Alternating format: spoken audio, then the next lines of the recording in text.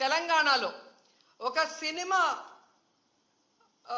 Fan షోకి అల్లు అర్జున్ గారు వస్తే ఆయనకి సంబంధం లేకుండా తోపులాట జరిగినప్పుడు అక్కడ ఒక మహిళ చనిపోతే అల్లు అర్జున్ గారి మీద 105 బిఎన్ఎస్ పెట్టడం జరిగింది.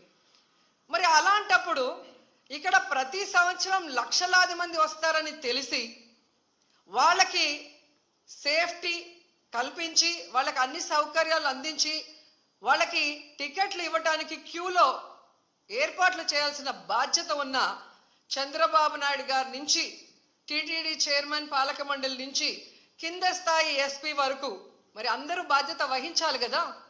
కానీ ఈరోజు ఎంత దురదృష్టం అంటే ఇది పద్మావతి పార్క్లో 5 మంది చనిపోయిన ఆ ప్లేస్లో జరిగిన ఎఫ్ఐఆర్. దీంట్లో 105 పెట్టాల్సింది వీళ్ళు 194 బిఎన్ఎస్ఎస్ పెట్టారు. అలాగే విష్ణు నివాసం దగ్గర ఒకరు చనిపోయారు, దానికి కూడా 105 పెట్టాల్సింది 194 బిఎన్ఎస్ఎస్ పెట్టారు.